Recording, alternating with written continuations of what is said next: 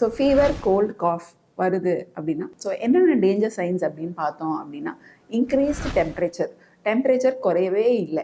So உங்களோட temperature வந்து மோர் தென் 1 or 2 அந்த மாதிரிலாம் மெயின்டைன் ஆகுது அப்படின்னா தயவு செஞ்சு போய் அட்மிஷன் தான் உங்களுக்கு வந்து பெட்டர் ஆப்ஷனாக இருக்கும். இன்க்ரீஸ்டு ரெஸ்பிரேஷன், இளைக்கிற மாதிரி இருக்கும், மூச்சே விட கஷ்டமாக இருக்கும், நார்மலாக ஃப்ளாட்டாக படுக்க முடியாது, உட்கார முடியாது. ஸோ அந்த மாதிரி உங்களால் மூச்சு விட சிரமமாக இருக்குது, உடனே கன்சல்ட் பண்ணிடுங்க. செஸ்ட் பெயின் அதிகமாக இருக்குது, சில பேருக்கு வந்து சைனோசைட்டிஸ் இருக்கும். ஸோ சைனோசைட்டிஸ் இருக்கப்போ அது ரொம்ப கம்ப்ரெஸ் ஆகி நம்மளால இப்படி தலையை நிமிர்த்தவே முடியாத அளவுக்குலாம் இருக்கும். அண்ட் இது எல்லாத்தோட ஃபைனல் ஸ்டேஜ் தான் நிமோனியா. ஸோ எக்ஸ்ட்ரீம் ஃப்ளெம் வர மாதிரி காஃப் வந்து இருமி இது பண்ணுவாங்க. ஸோ அந்த மாதிரி நிமோனியா, சைனோசைட்டிஸோட எக்ஸ்ட்ரீம் லெவல்ஸ்லாம் இருந்துச்சு அப்படின்னா கண்டிப்பாக ஒரு இன்டென்சிவான ஒரு ட்ரீட்மெண்ட் உங்களுக்கு கண்டிப்பாக தேவைப்படும்.